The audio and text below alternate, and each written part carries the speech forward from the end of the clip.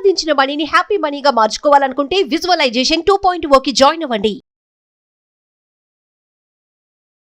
నమస్కారం అనిల్ సింగ్ గారు. నమస్తే శిరీష. మనం చూసుకున్నట్లయితే ప్రతి ఒక్కరు కూడా ఒక ఇన్వెస్ట్మెంట్గా ల్యాండ్ కొనుక్కోవడమో లేదు అంటే ఒక పెట్టుబడిలో పెట్టాలి అని ఆలోచిస్తూ ఉంటారు. అలా మనం ఒకసారి ల్యాండ్ మీద కనుక మన ఇన్వెస్ట్మెంట్ పెడితే అది 5 నుంచి 10 సంవత్సరాల లోపు పెరగొచ్చు, తగ్గొచ్చు. దాని మీద మనమైతే ఖచ్చితంగా పెరుగుతుంది అని చెప్పలేం. అండ్ అలాగే ఆటోమొబైల్స్లో ఎస్పెషల్లీ కార్లో చూస్తే మనం కొనుక్కున్న ఈ ఇయర్కి నెక్స్ట్ ఇయర్కి అది ఖచ్చితంగా దాని వాల్యూ అనేది తగ్గుతుందే తప్ప పెరిగే ఛాన్స్ అయితే అస్సలు లేదు. అలా కాకుండా మనం ఏదైతే కొనుక్కుంటున్నామో మనకున్న ప్రాపర్టీ కావచ్చు, మనకున్న ఈ వెహికల్సే కావచ్చు, మనకి వాల్యూ పెరగాలి, వాటి ప్రైస్ రేట్ అనేది ఇంక్రీజ్ అవ్వాలి. అది కూడా సంవత్సరంలో అంటే ఏమైనా ఆప్షన్ ఉందా సార్? వినే వాళ్ళందరూ చాలా ఈగర్గా మీ ప్రశ్నకి జవాబు చూస్తున్నట్టుగా కనిపిస్తుంది నాకు. ఎందుకంటే మీరు అడిగిన ప్రశ్న అంత ఇంట్రెస్టింగ్. సో వెరీ ఇంపార్టెంట్ ఏంటంటే విషయం ఇక్కడ ఫస్ట్ అండ్ ఫార్మోస్ట్ మీరు అడిగినట్టుగా ప్రాపర్టీ విషయానికి వస్తే జనరల్గా 90% పెరిగే ఛాన్సెస్ ఎక్కువగా ఉంటుందండి. లైక్ మీరు ఖచ్చితంగా కారు కొనుక్కుంటే, బైక్ కొనుక్కుంటే ఖచ్చితంగా తగ్గుతుంది. సో ఖచ్చితంగా కాకుండా ఎక్కువ శాతం మాత్రం పెరిగే ఛాన్సే ఉంటుంది ప్రాపర్టీ విషయానికి వస్తే. చాలా రేర్ సినారీలో ప్రాపర్టీ ప్రైస్ అనేది పడిపోతాయి, చాలా రేర్. అయితే మీరు అన్నట్టుగా 5 లేదా 10 సంవత్సరాల్లోనే మనం ఒక అప్రిసియేషన్ అనేది మనం ఎక్స్పెక్ట్ చేయొచ్చు ప్రాపర్టీ విషయానికి, రియల్ ఎస్టేట్ విషయానికి. ఒకవేళ పెట్టుబడిగా మీరు పెడితే మీ పర్సనల్ రిక్వైర్మెంట్ కోసం కొన్నారు, అది వేరే విషయం, అది ఇన్వెస్ట్మెంట్ కాదు, అది పర్సనల్ యూసేజ్ కోసం మీరు కొంటున్నారు. పెట్టుబడి పెట్టేసేసి దానిపైన వచ్చే రాబడిని మీరు ప్రతి నెల ప్రతి సంవత్సరము తీసుకుంటున్నారు అంటే అది ఓన్లీ ఇన్వెస్ట్మెంట్ కిందకి వస్తుంది. సో మీరు ప్రాపర్టీలో ఇన్వెస్ట్మెంట్ చేస్తే, రియల్ ఎస్టేట్లో పెట్టుబడి పెడితే జనరల్గా 5 to 10 years టైం పడుతుంది కనీసము మీరు పెట్టిన పెట్టుబడి డబల్ అవ్వడానికి, దాని వాల్యూ ఇంక్రీజ్ అవ్వడానికి. కరెక్ట్. అలాగే ఇంకొక ఎగ్జాంపుల్ ఇచ్చారు మీరు ఆటో సెక్టర్ గురించి. లైక్ ఆటో సెక్టర్లో మనం ఒక కార్ కొనుక్కున్నాం అనుకోండి, ఒక 10 లక్షల వరకు కారు కొన్నాము, లేదంటే 5 లక్షల వరకు కారు కొన్నాము. అది నెక్స్ట్ ఇయర్ వరకు జనరల్గా డెప్రిషియేట్ అవుతుంది and an average of 10 to 30% మధ్యలో. అంటే అది 1,10,000 ఖచ్చితంగా మీకు డౌన్ అయితే అవుతుంది రేటు. కానీ ఆటోమోటివ్ సెక్టర్, రియల్ ఎస్టేట్ సెక్టర్లో పెట్టేసేసి అదే డబ్బులు ఒకవేళ నిజమైన కారు కొనకుండా, లేదంటే ఒక ఎక్స్ట్రా కారు ఉంది, ఇంకా ఎక్స్ట్రా డబ్బు ఉంది, ఇంకా రెండో కారు కొనుక్కోకుండా రెండో కారు డబ్బులు కూడా మనము ఆటోమోటివ్ సెక్టర్లో ఇన్వెస్ట్మెంట్ చేశాము, లేదంటే ఒక ఇన్వెస్ట్మెంట్ చేసాము ప్రాపర్టీలో, ఇంకా ఉంది డబ్బు మన దగ్గర, కానీ ఇంకా మనం ప్రాపర్టీ రియల్ ఎస్టేట్ కొనుక్కునే బదులు రియల్ ఎస్టేట్ సెక్టర్లో ఇన్వెస్ట్మెంట్ చేస్తే మన డబ్బులు నెక్స్ట్ 1 yearలో డబల్ అవుతాయా లేదా అన్నది మీరు అడిగారు. ఈసారి స్టాక్ మార్కెట్లో రిస్క్ తీసుకున్న వాళ్ళకి సాలిడ్ రివార్డ్, రిస్క్ తీసుకున్న వాళ్ళకి మామూలు రివార్డ్ వేరు, సాలిడ్ రివార్డ్ వేరు, అండ్ సాలిడ్ ప్రాఫిట్ ఇంకా వేరు. అదేంటో మీకు చూపిస్తా.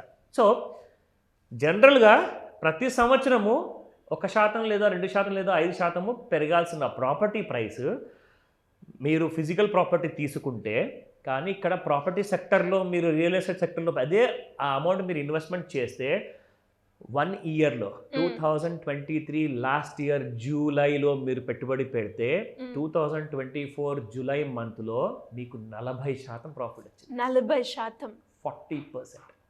అది ఎలా ఐడెంటిఫై చేశారు? సరే, వచ్చిన వాళ్ళకైతే వచ్చేసిందండి, గత. ఇప్పుడు మాకు చెప్పండి నెక్స్ట్ 1 yearలో ఏది పెరుగుతుంది అని అడుగుతారు అందరు. మేము ఒక దాంట్లో ఇన్వెస్ట్మెంట్ చేయాలి, అబ్సల్యూట్లీ దాని వాల్యూ అనేది పెరగాలి. అయితే ఐడెంటిఫై చేస్తేనే మీరు విన్నర్ అవుతారు. అంటే సెక్టర్ని ఐడెంటిఫై చేయాలి. అది ఆటోమోటివ్ సెక్టర్లో గత సంవత్సరం పెట్టుబడి పెట్టిన వాళ్ళకి ప్రతి లక్షకి 36% వచ్చింది ఒక సంవత్సరంలో. కానీ మీరు అదే ఫిజికల్గా కారు కొన్నారనుకోండి, ప్రతి లక్షకి మీరు 36,000 పోయే ఛాన్సెస్ ఎక్కువగా ఉంటుంది, కానీ సంపాదించుకునే ఛాన్స్ మాత్రం లేదు. కానీ ఆటోమేటిక్ సెక్టర్లో ఇక్కడ పెడితే మీకు 36% వచ్చింది. అంటే మీరు రిస్క్ తీసుకున్నందుకు మీకు ఒక శభాష్ అని చెప్పి ఒక బోనస్ రూపంలో ఒక రివార్డ్ ఇచ్చింది మీకు. So that is how stock market works అన్నమాట. అందరూ నిజ జీవితంలో కార్లు కొంటారు, బంగారం కొంటారు, ప్రాపర్టీ కొంటారు, కానీ అదే స్టాక్ మార్కెట్లో ఈ 3 కూడా ఉన్నాయి కదండి, మరి ఇక్కడ కూడా పెట్టుబడి పెట్టమంటే అమ్మో రిస్క్ నాకు వద్దు నాయనా అంటారు. కానీ మీకు ఇక్కడ మరి అంత మంచి ప్రాఫిట్స్ వస్తున్నప్పుడు కాస్తంత రిస్క్ తీసుకొని ఆ రిస్క్ని మనం మిటిగేట్ చేసుకుని రిస్క్ని మినిమైజ్ అయ్యేలాగా, ప్రాఫిట్ని మ్యాక్సిమైజ్ అయ్యేలాగా స్ట్రాటజీస్ ఉంటాయి కదండి, అవి నేర్చుకోవచ్చు కదా. పుట్టుక నుంచి ఎవరు ఎక్స్పర్ట్ కాదు, అది నేను కాదు, ఎవరు కూడా కాదు, కానీ నేర్చుకుంటే వచ్చేదే నాలెడ్జ్. ఆ నాలెడ్జ్ పవర్తో మీరు ప్రపంచాన్ని సాధించవచ్చు, నథింగ్ లైక్ ఇట్. సో నేనేమంటానంటే అలాంటి ఎగ్జాంపుల్స్ మీకు చూపించేసేసి నెక్స్ట్ 1 ఇయర్లో మనం ఎలా పెట్టుబడులు పెట్టాలి, దేనికోసం మనం ఆశించి పెట్టాలి, ఎంత వస్తుంది మనకు, ఓకేనా. మీరు ఒకవేళ గత సంవత్సరం జూలైలో 23లో మీరు ఎఫ్డీలో పెట్టుంటే 6 లేదా 7% మీకు ప్రతి లక్షకి వచ్చేది యాజ్ అ రిటర్న్ ఇంట్రెస్ట్గా. మీరు జస్ట్ నిఫ్టీలోనే పెడితే మినిమం 11% వచ్చేది 1 ఇయర్లో. అది కూడా 7% సీనియర్ సిటిజన్కి వస్తుంది. ఇప్పుడు యంగ్ పర్సన్స్ ఉన్నారనుకోండి, అఫ్కోర్స్ మీరు యంగ్ ఉన్నారు, మనం అందరం కూడా పెడితే బిలో 60 ఏజ్ ఉన్న వాళ్ళకి 7% రాదు. కానీ ఇక్కడ మీకు 11% నిఫ్టీనే ఇచ్చింది డైరెక్ట్గా. ఇక రెండో విషయానికి వద్దాము. నిఫ్టీ 50 అనే ఇండెక్స్లో దాదాపు 50 కంపెనీస్ ఉన్నాయండి. కానీ మనం ఇక్కడ చూసుకుంటే ఓన్లీ 6 కంపెనీసే మీకు మంచి రిటర్న్స్ ఇచ్చాయి. మళ్ళీ మిగతా 44 ఆర్ 46 కంపెనీస్ ఎందుకు ఇవ్వలేదంటే దాన్నే అంటారు రీసెర్చ్. సో ఆ రీసెర్చ్లో తేలిన కంపెనీస్ మీకు మంచి రిటర్న్స్ ఇచ్చాయి ఇక్కడ. సో ఇక్కడ మహీంద్రా అండ్ మహీంద్రా చూసుకుంటే 68%, M&M మీకు 68% ఇచ్చింది ప్రతి లక్ష పెట్టుబడికి. వెరీ హ్యూజ్ కదా. ఎస్. అలాగే మీరు పవర్ గ్రిడ్ అనే కంపెనీ, హీరో మోటార్స్ ఉంది, L&T మైండ్ ట్రీ, ఐటీసీ. మనం డైలీ పొద్దున్న లేస్తే లైక్ ఒక రొట్టె తినాలి అంటే మనం ఆశీర్వాద ఆట వాడతాము. ఎగ్జాంపుల్ చెప్తున్నాను ఎందుకంటే ఐటీసీ అలాంటి మన లైఫ్లో మనకు ఒక మేజర్ రోల్ ప్లే చేస్తుంది. హీరో మోటార్స్ ఎంతమంది దగ్గర 2 వీలర్స్ ఉంటాయి తెలుసు కదండి, అంతమంది దగ్గర హీరో మోటార్ కాప్ వాళ్ళ దగ్గర ఖచ్చితంగా ఉంటుంది. సో ఇక్కడ మనం చూసుకుంటే మహీంద్రా కానివ్వండి, మన ఇంట్లో కరెంట్ కానివ్వండి, పవర్ గ్రిడ్ సప్లై చేసే కరెంట్ కంపెనీ కానివ్వండి, అలాగే ఏషియన్ పెయింట్స్. ఇంట్లో మనం పెయింట్స్ లేకుండా అసలు మనం ఉండగలుగుతామా? సో ఇలాంటి అన్ని కామన్ సెన్స్ వాడి ఇలాంటి కంపెనీస్లో మీరు పెట్టుబడిగా పెడితే ఎక్కువ పెట్టకండి, కోట్లలో పెట్టకండి, లక్షల్లో పెట్టకండి, వేలల్లో అన్న పెట్టండి, 1000 రూపాయలన్నా పెట్టండి. ఫస్ట్ ఆఫ్ ఆల్ రిస్క్ తీసుకొని అని చెప్తాను నేను. But you will be a big gainer అనమాట. This is second example. So let me come to the third example here. ఇక్కడ మీరు చూస్తే Shirisha, sectors leading the growth. ఇందాక మనం మాట్లాడుకున్నామా రియల్ ఎస్టేట్ గురించి. సో రియల్ ఎస్టేట్లో మీరు అదే ప్రాపర్టీ కొంటే మీ ప్రాపర్టీ 40 లేదా 50% రీచ్ అవ్వాలి అంటే కనీసం 10 సంవత్సరాలు కాదు 5 సంవత్సరాలు అయితే మీరు వెయిట్ చేయాల్సిందే. మీకు ఒకే సంవత్సరంలో ఇక్కడ దాదాపు 40% వచ్చిందండి. అంటే ప్రతి లక్షకి 40,000 రూపాయలు. కానీ దాంట్లో రీసెర్చ్ చేసి ఆ రియల్ ఎస్టేట్ సెక్టర్లో కూడా ఒక 20 కంపెనీస్ ఉంటే అందులో నుంచి ఏ కంపెనీలో పెడితే వచ్చింది పెట్టుబడికి రిటర్న్ అన్న విషయం కూడా మనం రీసెర్చ్లో తేల్చేయచ్చు. Second sector, top second is 36% మీకు ఆటో సెక్టర్ ఇచ్చిందండి. కారు కొనుక్కున్నారా, ఇంకో కారు కొనాలనుకుంటున్నారా, కారు కొనే బదులు ఆ డబ్బు, కారు కొనే డబ్బు మీరు ఇక్కడ కార్ సెక్టర్లో పెట్టుంటే మీకు 36% వచ్చేది. సో జస్ట్ ఇమాజిన్, మీరు స్మార్ట్ డెసిషన్స్ తీసుకోవడానికి మిమ్మల్ని ఎవరు ఆపుతున్నారు? మిమ్మల్ని మీరే ఆపుకుంటున్నారు, ఇంకెవరు మిమ్మల్ని ఆపట్లా. సో గుర్తుపెట్టుకోండి ఆ మాటని. నెక్స్ట్ టైం నుంచి ఈ తప్పులు రిపీట్ అవ్వకుండా కాసంత రిస్క్ తీసుకొని ముందుకు రమ్మని చెప్తా.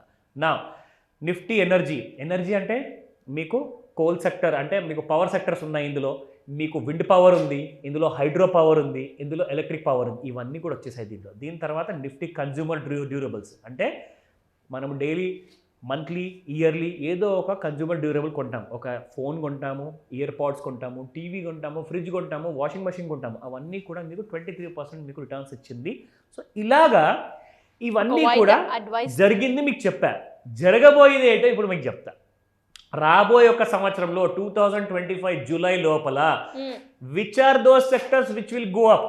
yes waiting for that. Correct. So first and foremost నేను చెప్తున్నాను, ఈ రికమెండేషన్ కాదు, ఎడ్యుకేషనల్ ఇన్ఫర్మేషన్ పర్పస్ కోసం నేను చెప్తున్నాను. నెక్స్ట్ 1 ఇయర్లోనే కాదండి, నెక్స్ట్ 10 ఇయర్స్ వరకు మీకు ఈవీ సెక్టర్, అంటే ఎలక్ట్రిక్ వెహికల్స్, 2 వీలర్ కానివ్వండి, 3 వీలర్స్ కానివ్వండి, 4 వీలర్స్ కానివ్వండి, 6 వీలర్స్ కానివ్వండి, ఇవే రోడ్డు పైన రూల్ చేయబోతున్నాయి, రాజ్యాన్ని ఏలబోతున్నాయి అనమాట. సో ఎలక్ట్రిక్ వెహికల్ సెక్టర్లో ఇన్వెస్ట్మెంట్ పెట్టండి. ఇక స్టాక్ పేర్లు అంటారా, నేర్చుకోండి, పెట్టుబడి పెట్టే ముందు నేర్చుకోండి. లెర్న్ బిఫోర్ యూ ఇన్వెస్ట్ అని చెప్తాను. అలాంటికి మీరు కోర్సెస్ కూడా జాయిన్ అవ్వచ్చు. నేనేం చెప్తానంటే ఈవీ సెక్టర్ ఒకటే కాదు, ఇలాంటివి మొత్తం 13 సెక్టర్స్ ఉన్నాయి. అందులో అన్ని సెక్టర్స్ మనం చెబుతూ పోతే ఈ ఎపిసోడ్ మోర్ దెన్ 1 అవర్ అవుతుంది. కాబట్టి స్క్రీన్ పైన కనిపిస్తున్న నెంబర్ కాల్ చేయమని చెప్తాను, లేదా వాట్సాప్ మెసేజ్ పెట్టండి. మిగతా డీటెయిల్స్ మా టెలికాలర్స్ మీకు హెల్ప్ చేస్తారు. నిజమే సార్. అండ్ చాలా మందికి కూడా అంటే ఫైనాన్షియల్గా ఎదగడానికి చాలా మందిని అప్రోచ్ అవుతూ ఉంటారు.